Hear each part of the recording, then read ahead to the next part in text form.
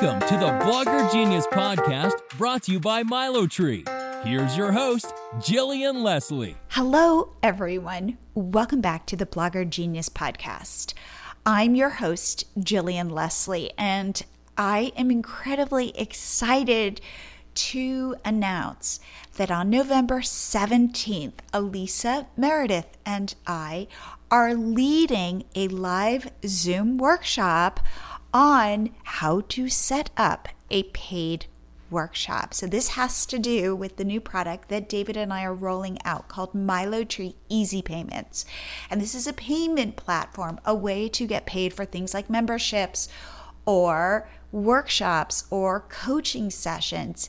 It is the leanest solution. That's what we set out to build. And I think we've done this. So to put my money where my mouth is, I'm leading a paid workshop. It costs $10 to join so that I can then, in an hour, show you how easy it is to set up your own paid workshop. So instead of continually giving away content for free, this is the most awesome way to get paid for what you know.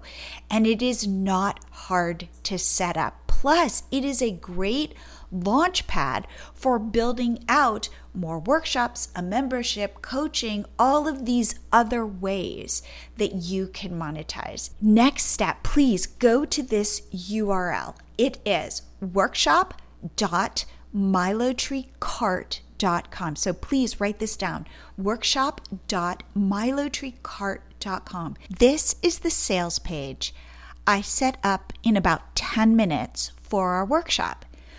When you set up your own workshop in Milo Tree Easy Payments, you get the same sales page template, and we will host it for you at milotreecart.com. So by the end of the workshop, you will have everything you need to set up your own paid workshop. And remember, at Milo Tree Easy Payments, we only get paid when you do.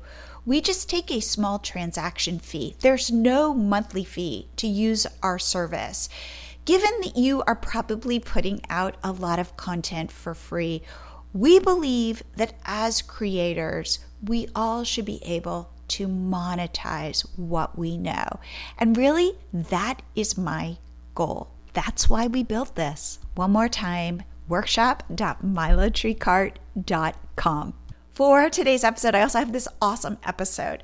I am interviewing my friend, Haeley Giambalvo, and she has a new blog. She's an old-time blogger, but she started a new blog called Native Backyards, where she teaches people how to plant native plants in their yards. Now, Haeley came up with this challenge to grow her email list, and it worked so well.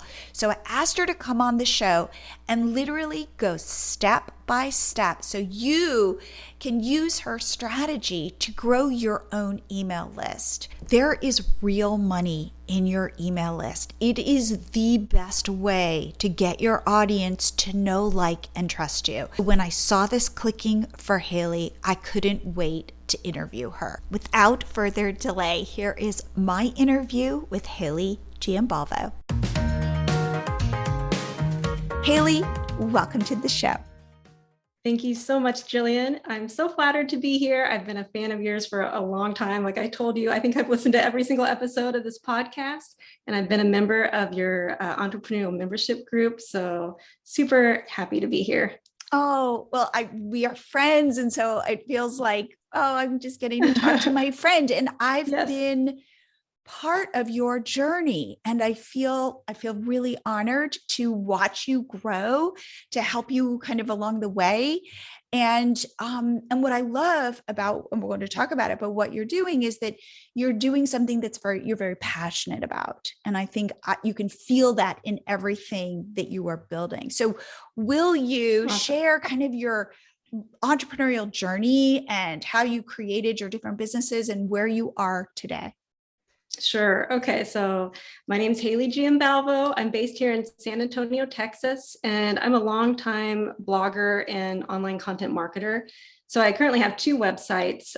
One is a craft blog called Design Improvised, and that's focused on simple crafts that make a big impact in your home. So I try to do things that are under an hour, under $20, all quick and easy crafts. And I started that way back in 2011. So I've Wow. been blogging and creating there for a decade.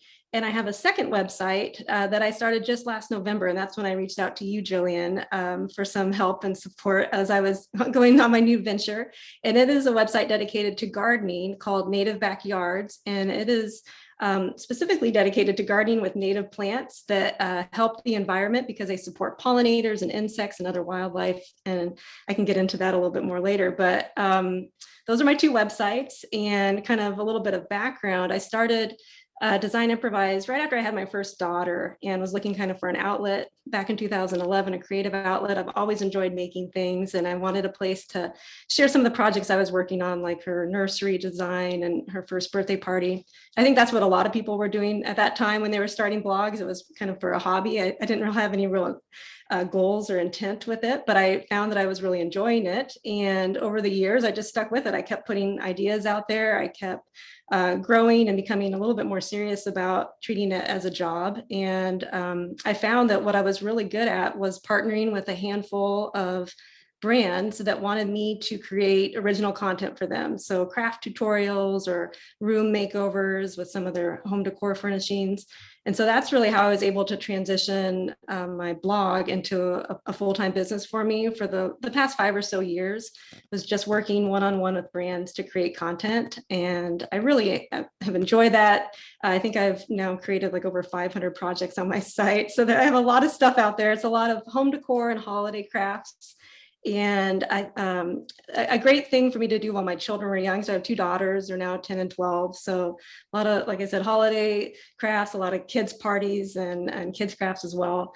But I could kind of feel, after doing it for a decade that I knew there would become a day where I would eventually maybe kind of run out of ideas, especially with holidays. There's only so many Easter crafts you can make or so many Halloween decorations you can come up with. So I kind of felt that kind of natural desire to maybe transition a little bit and pivot, and my interests were changing as well. So a couple years ago, just separate from my blog, I pursued a program called Master Naturalist. It's the Texas Master Naturalist program.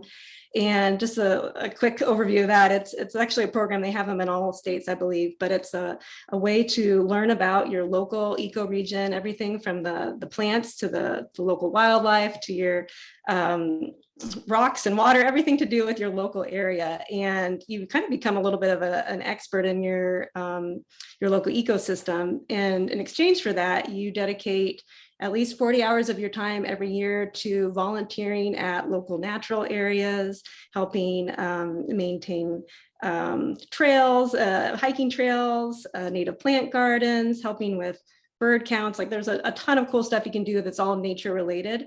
And I fell in love with that program a couple of years ago. This is something I wanted to do. I had a little more time since both my girls are in school. And it really started me down this journey of becoming interested in native plants. And so I can tell you what those are, because I'm assuming most people are kind of where I was 2 years ago, have never heard of that concept. So native plants are just plants that have grown in your local area for thousands of years versus, they've been out in nature. They haven't been introduced by humans, imported from some other part of the world. And what most people probably don't know, and what I didn't realize, is that the majority of our yards here in suburban USA are full of non-native plants. I found out that my yard here in San Antonio has a lot of plants from Asia and Africa, evergreen kind of tropical plants, and very little that was actually from Texas. And why that kind of matters is because native plants are the foundation of a healthy ecosystem. Insects, things like butterfly caterpillars, rely on certain plants that they've evolved with for food. So if there's no native plants around, they don't have any food to eat. And I think an example that most people are familiar with is like the monarch butterfly and milkweed. So milkweed is a native plant here in the US. And without milkweed, there'd be no butterflies. But it's something that has been really declining because of development. People don't grow milkweed in their backyards, although a lot are starting to because of that problem. So that's kind of the native plants are just super important for helping sustain insect populations, and it kind of as a chain reaction, birds need insects for their food. So if you want to have birds, you need them as well. And I was just so kind of mind blown by this concept that I started making a lot of changes to my own yard and gardening a lot more, and wanting to kind of spread the word to a lot of people that I know probably love gardening like me, but maybe aren't aware of that they can actually make a difference from their own yard by just planting a few different things. So I decided I wanted to launch a second website called Native Backyards, purely to put information out there that's easy to understand and kind of an introduction into gardening with native plants. So that is why I started that website last November. And it's just been a fun journey to kind of start from scratch after doing Design Improvise for so long, to do something completely new. As instead of, when I started Design Improvise, I had to learn everything from the ground up, and now coming into Native Backyards, I have a lot of experience on what works, what doesn't work, and was kind of able to start fresh and try to apply what I've learned to have a successful website relatively quickly. What I think is super interesting is you kind of backed into a business the first time. And in fact, that's Absolutely. a very common story. Oh my God, I'm making stuff for my blog. Hey, this is my hobby. Hey, I'm getting traffic. Hey, I can monetize that traffic. Hey, oh my God, I have a business. I can put pins up on Pinterest, and I don't even have to have a tremendous amount of intention. I'm learning as I go. And then you came to me and you're like, I'm starting from scratch. And so you have all of this knowledge, 10 years of SEO, things like that. But yet also the world's different. So now it's all about niching down and being intentional and growing your list and things like that, that it's like, oh, there are pieces of things I need to put in place to actually grow this as a business, because 10 years ago, traffic was easier to get and there weren't as many people, and there weren't people who were competing for keywords, things like that. And so it's interesting to see you with your second business. So the thing that I want to talk about with you is you came up with a challenge to grow your email list. And I was really impressed because you put all of the pieces together. And I have to say, I think it's been really successful. So for people out there who go, oh, I know I need to grow my email list. Maybe I just make a checklist or a PDF or something like that, but I don't even know how to do that. I wanted you to come on the show to go through how you thought this through, what the steps were, what worked, what didn't, and how you feel about it going forward. And can we start with, first of all, how was your list before you started this, and where are you now?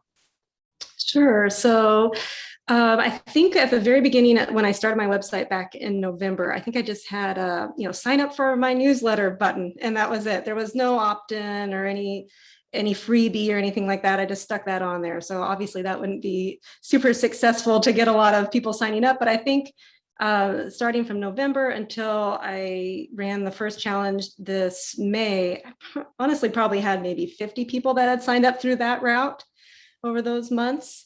And then once I started changing all my opt-ins to be around join the challenge, this is a Native Backyards challenge, and I had a specific date that they needed to join by. So I started kind of promoting it about a month ahead of the challenge launch. So it was starting May 1st.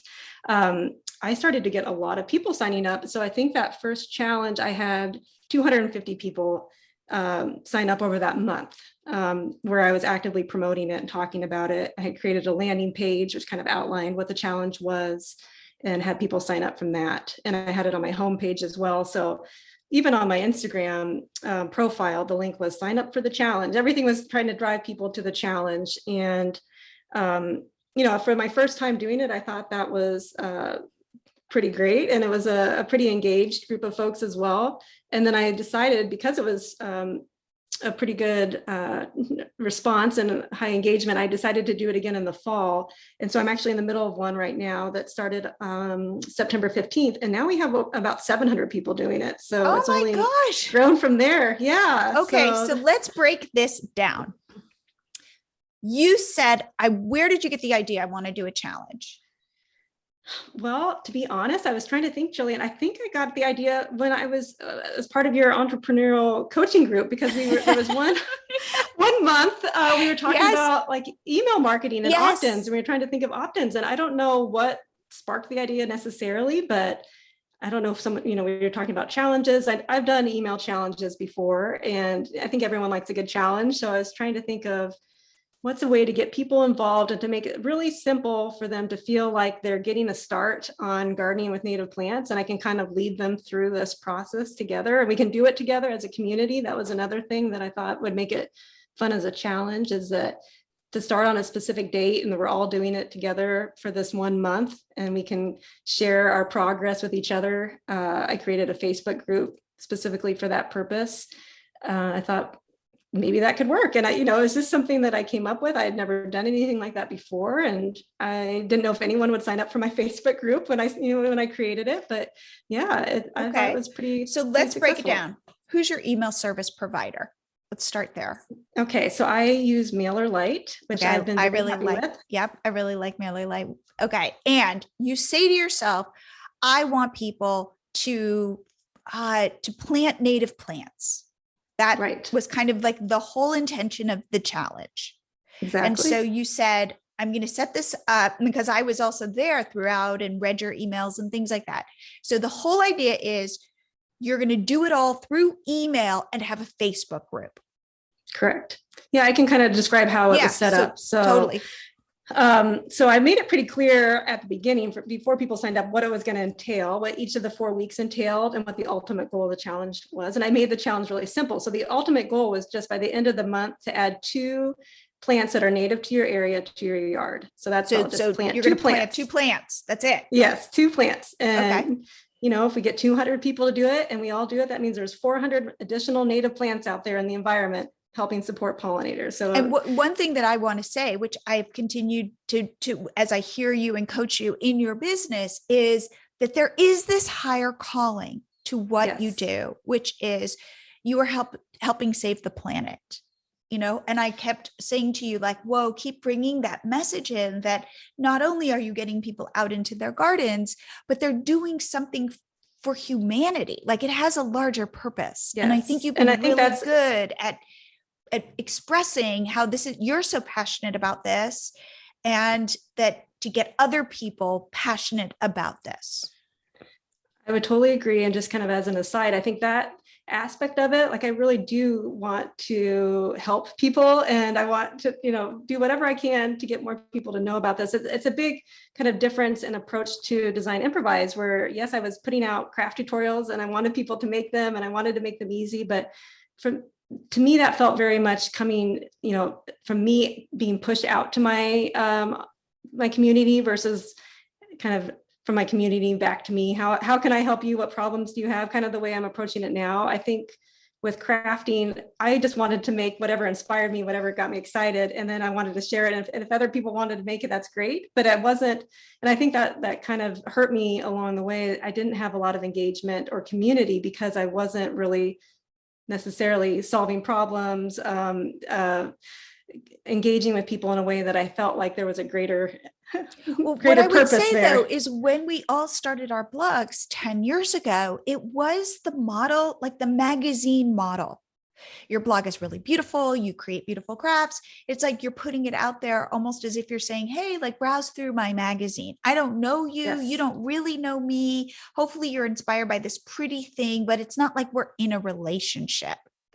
Yes, it felt super impersonal. Impersonal. Yeah. And again, for us with Catch My Party, that's a similar model. We're a big site. We give lots of party ideas, but and then people do upload their parties. So I do feel like I know them, but for the majority of people who come to Catch My Party, it is kind of anonymous. And it's like the opposite of, say, the coaching group that you're in, which is really small and intimate. And I know you, and I get to really roll up my sleeves and know exactly who you are and why you're building this. And it feels so satisfying to me as a helper. If you're a helper, you want to help, and you want to help in a personal way. So I feel like this blog for you has been about saying, hey guys, I want to know you. I want to know Yes. you, Rebecca, and you, Jeffrey, and you, whomever, and I want to help you on your journey. And so it's weird, as the internet's gotten bigger, I feel like the successful bloggers today, or creators, are the ones that are building these one-on-one relationships with their audiences. So it's no longer just kind of like, I have a megaphone. It's much more like, let's get our hands dirty together. Yep. Yeah. And I've had some funny kind of stories come out of that. I mean, people, I think, feel that they do know me because I put my face out there a lot, and I'm, talking to them on Instagram or whatever it might be. And I have a lot of local followers here in Texas and around San Antonio, because I tend to talk about the plants that grow well here. And I had one woman reach out to me and say, I promise you, I'm not a serial killer, but I was wondering if I could bring my parents by and tour your garden, because I want to show them, I want them to start growing native plants, and I want to help convince them to do that. And, I took her up on the offer. I gave them a plant tour. I'm happy to help. And, I did my background research and everything to make sure that, yes, it was a legitimate person. That's great. That's so great. Okay. So you say, we're going to do 4 weeks, and what? Yes. Okay. And tell me about, okay. You say, sign up for my challenge, and you've got a pop up on your website. And you also tell me, how can people join this? And then what happens when they join? And then let's go through the different weeks. Okay. So I have a pop-up, I have a landing page that really lays out each of the 4 weeks. So like I said, it's the ultimate goal is to get 2 new native plants planted in your yard by the end of the month. And each of the 4 weeks, I'll send out kind of a mini challenge leading up to that. So week 1 is to first have people go out to their yards and figure out what they actually have growing now. So I show how you can use an app, super easy app, to help identify plants, because that's what I had to use to identify some of the trees and shrubs that I didn't know what the names were, just to kind of start asking those questions, like, what is this plant? Where is it from? What good does it do? Is it invasive? So that's a lot of plants that are from other parts of the world actually are causing a lot of problems in our natural areas, because they crowd out all the natural vegetation, the native plants. And so a lot of us might have some kind of plants that we don't really want in our yards. It's just a way to get to know what you have growing, and to just start to gain some baseline knowledge. So that's like the first week, is do a little plant inventory of your yard, figure out what you have.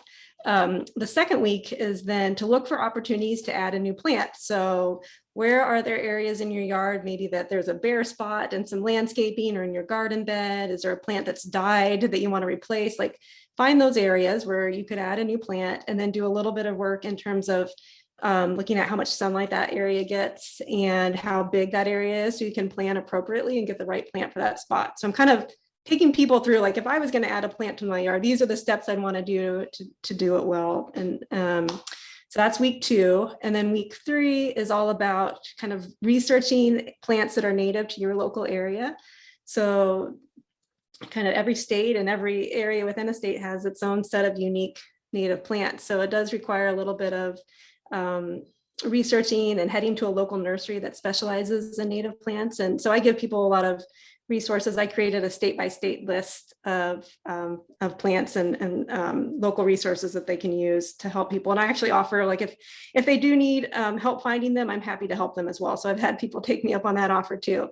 So that's week 3, is to kind of start looking at plants that you could potentially add to your yard. And the 4th week then is to get to planting. So, get out into your yard, add those plants.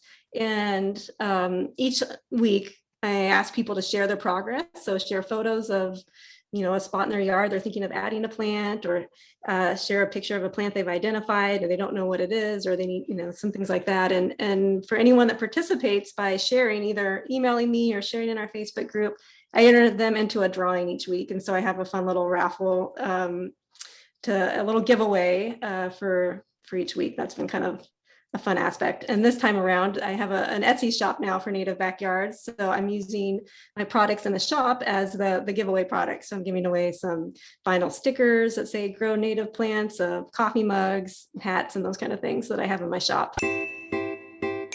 If you're a regular listener of the podcast, you know I am all about breaking things down. Therefore, When you are writing your next blog post, make sure you have my blog post checklist sitting next to you. It will lead you step by step through writing an optimized blog post, both for Google and for your audience to grab it. It's free. Head to milotree.com/blog post checklist. Again, milotree.com/blog post checklist. Print it out, put it on your desk, and you are ready to go. And now back to the show. The reason why I want to go through this in such granular detail is because I want to show people this is not hard. It is about putting these pieces in place, but it's not, and we were talking about this previously, like less is more. It's not like you're having people re-landscape their entire yards. You're saying plant two plants, and you're saying it's doable. And I'm here, and I'm your girlfriend, and I'm going to hold your hand, and we're all going to be in this together. And how cool at the end of this, we could all have like 800 plants or whatever it is. Like that's impressive. So it's, it's like making these small steps leading people through this. So I sign up for your challenge. What happens? Yes. Okay, so this got a little tricky in terms of planning because people would be signing up for, say, like up to a month before the actual start date. So I wanted to have something for them to receive in their inbox right away, not wait a month to hear from me on the day one of the challenge. So I created a little bit of a welcome series. So when they first sign up, I send them a series of emails for the next couple days, and then they kind of maybe it's one a week until the challenge starts, just to give them a little introduction to myself and some of the resources I have on my website. I ask them to kind of reach out to me and let me know where they're following from, what they like to garden with. And I have a lot of people email me through that. So it's just a way to kind of establish a connection before the actual challenge begins. And then once the challenge starts, I send out 2 emails a week. So one with the challenge of the week, which is pretty detailed. And then a second one kind of midweek to say, like kind of checking in, like, how's it going for you? And to kind of summarize what the challenge is, make sure they have what they need, and just a little reminder pretty much. So that's it, two emails a week. And then are there PDFs or other materials that you provide? Yes, I for week 1, where you're kind of doing an inventory of your yard, I do have a little like a plant inventory where the people can write down what plants they are, whether where they are from, what country they're originally from, whether they want to keep them or replace them. So yeah, a little printable I made. And then I have some others which I did give out free during my first challenge, but I've decided to put them in my shop for the second challenge, just a couple dollars each. So one is a sunlight tracker. So if you're trying to figure out how much sunlight a certain area gets, you can use this little worksheet to help track the hours of sun, each hours of daylight. And then another one is kind of I think I call it a native plant garden planner. So it's got a little grid to show you kind of, you can list out the plants you want to add to your garden, and then some of the kind of specifics about them, how big they grow, what time of year they bloom, what benefits they offer to wildlife. So I do have a couple tools like that I've incorporated as well, that are optional, but they're there. People want them. Have you made sales from them? So that I would say no. I was kind of surprised. Okay, interesting. I think. So I've only actually had one of those go out. The sun tracker was the only one from my shop so far. So I haven't had much opportunity to try to promote that. And it's just a link in an email. I'm not making it front and center. So I think if I I wanted to promote that bigger, but I didn't want to put a heavy sales pitch on that, because it just, it wasn't really the intent of that. Right. But what I love project. Though, 2 things. One, I love that you're testing it and that you're like, yep. Hey, I'm going to put this link in, see if people buy. 2, I love, even if they don't buy, that you are saying, I sell stuff.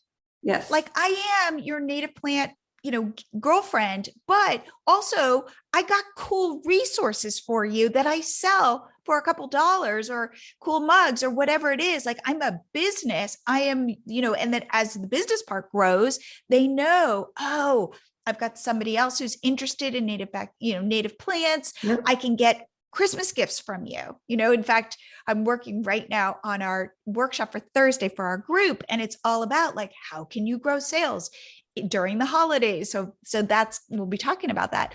But anyway, Perfect. so therefore, okay, so great. So you'll see if people will buy it. And two, you're at least saying to people, I'm a store. So they might check out your store. It just broadens what you offer to them. Okay. So they're getting Absolutely. 2 emails a week, one with the challenge, like a big long description, but then the other one's kind of like, hey, let's check in. And then you are then having your Facebook group. So how does that fit in? What are you doing in there to build community? So yeah, I try to direct everyone there as the preferred way to share their progress. So pictures of how they're doing with the challenge. And people will put pictures, they will add pictures. Yeah. Oh, absolutely. Yep. And so each week I'll go into the group and just say, okay, it's week 3. Show me show me what plants you're thinking of adding to your yard. And people will start in the comment section of that particular post to start adding their pictures. So yeah, that's a good way. Definitely people have been very active on that page. And I think I have like 150 people on there now. So it's not a huge group, but definitely not bad. And it's really fun to see them offer each other advice as well. So there's a little back and forth between the community members, which I think is neat. So, all doing the challenge together. And that's kind of where if there's a winner of the week, I'll announce it there as well as the email. But it's just another touch point because I realize not everyone's going to open their emails, every week. And so it's just another way to remind people, okay, this is what week we're in. This is the challenge we're doing. Oh, that is so great. Okay. And what happens? Okay. And then they come out at the end of the challenge. Yes. And there's a big party. No,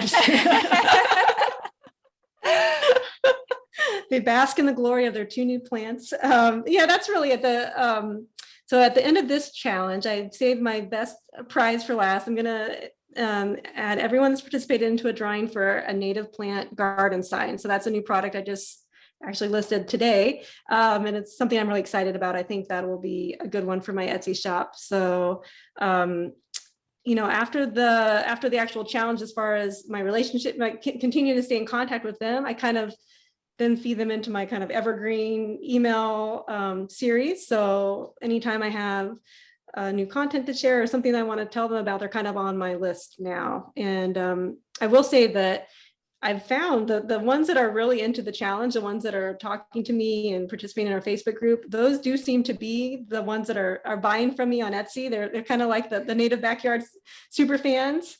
So just kind of cultivating that little community. Oh, that is wonderful. And, we were talking about this before I pressed record. We're building out, as I've shared, Milo Tree Easy Payments. And it is exactly I said to Haeley, I'm like, when do you start your membership? Because you've got true fans and you've got a Facebook group. And all you need to do now is figure out a way through us to get paid for people to then be part of this community where everybody is building native backyards.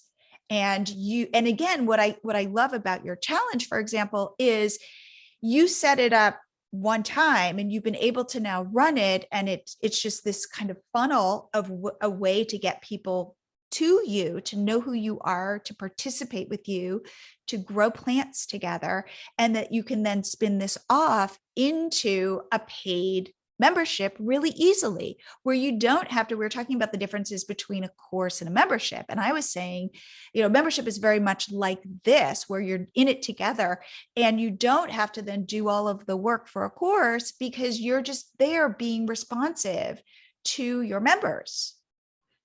Yeah, no, absolutely. I've kind of, the idea that I'm toying with for a membership, I'd be curious to know what you think about this, Jillian, is I do have such a nice local following here in San Antonio. I almost think it would be fun to do like a San Antonio native gardening club where we get together online, maybe a couple times a month, but also could do garden tours, because I think that would be so helpful and something that I feel like there's not enough examples out there of how to pull it all together, how to design a garden.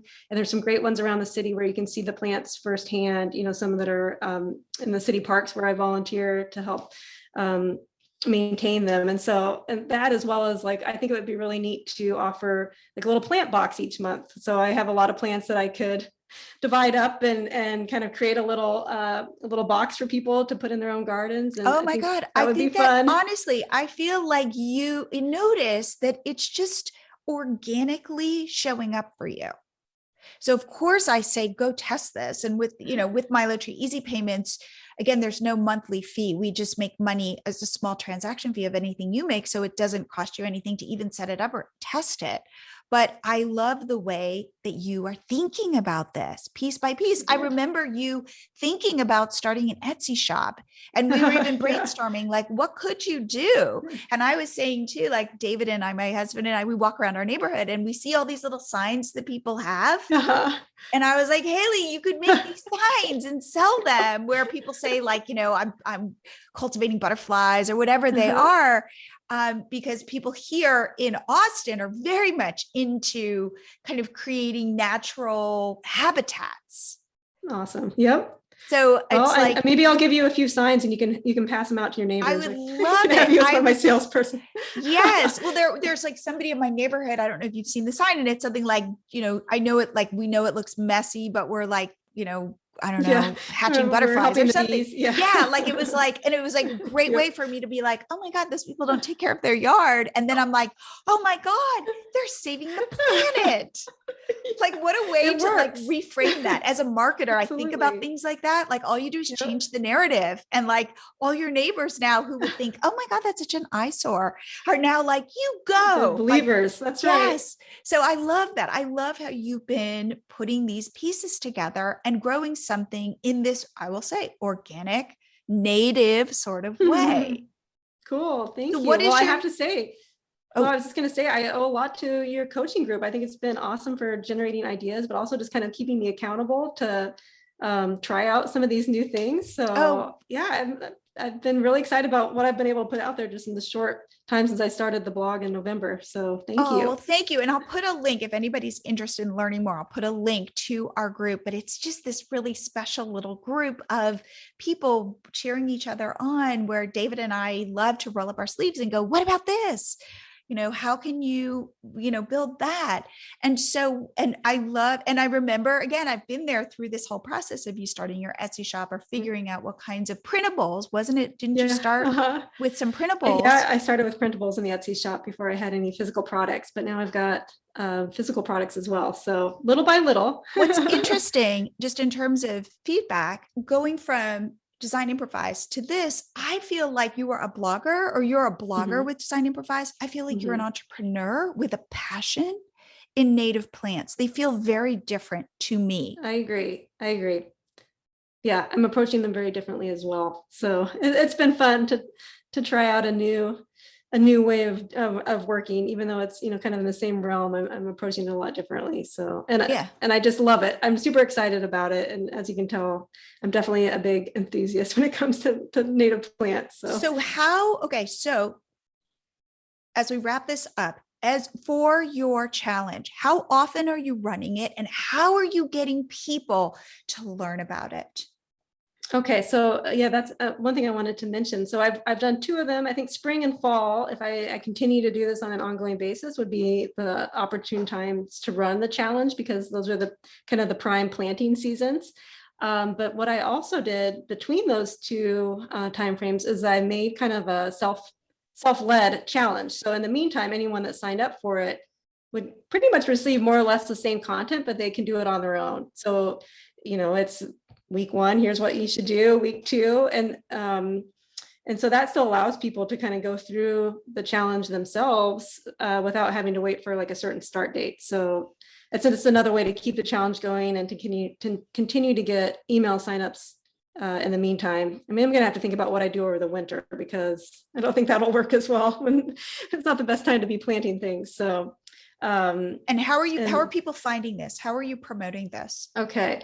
So I do talk about it a lot on Instagram and Facebook. Primarily Instagram is where I have my most engaged and largest audience on social media. So in addition to posting about it and doing stories about it, I also have it as on my profile. It's a link there. It says join the challenge. And so if anyone clicks through my link, that's going to take them to the landing page. So also on my website, my homepage has it pretty front and center with a little bit of a blurb that will take you then to the landing page for more information and to sign up. On all of my top visited posts, I have kind of a paragraph at the beginning of the post to say, hey, if you want to learn more about natives, join the Native Backyard Challenge, or read more about it below. And then at the end of the post, I have a paragraph or two that outlines what the 4 weeks are and a button for them to sign up. So I try to come at it from a lot of different angles on my website and also my social media. And can you tell where you're getting the most signups? That is a great question. Honestly, I think I got a lot of signups when I had a big bump in traffic from a Google web story I did. Ooh, I love this because I just went live yes. with a web story podcast episode with another member from our group, Yes. Cheryl. So I love that. Okay, so you did a web story, and what did you link to in the web story? To the landing page? No, or to a blog post? Linked to a specific blog post, and that had the sign up on it. So people were, I'm assuming, clicking through that post to sign up. And I've got like something like 100 a day, 100 signups in a day from that at one point. Oh my God. Okay, here's my advice. Make a web story just about the challenge. Smart, or what are native plants, and do it somehow so that it just goes directly to the landing page. Like, do you want native plants rather than having them go through a blog post? Multiple hoops. Yeah. Oh, that's, I love that idea. Awesome. Thank Okay. you. So what are you most excited about as, let's say, you get into 2022? Whoa, 2022. Oh man. Yeah. Well, I mean, I think a lot because my website and my business with Native Backyards is still so new. I felt like this past year really have just been kind of laying the foundation in a lot of different areas, whether it's content on my website or developing a community.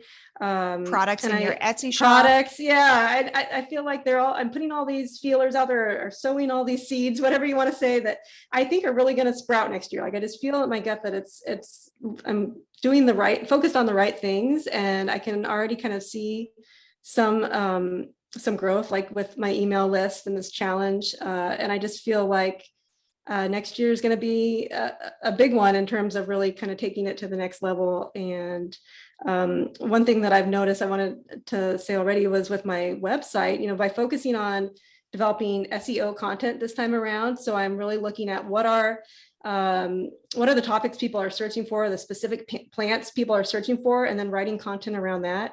I've had a lot of success. So I only have 30 posts on Native Backyards right now, but I wrote them all with SEO in mind. And I now have more traffic every month from Google with 30 posts than I do on Design Improvise with like 500 posts. No. So there's some real, wow.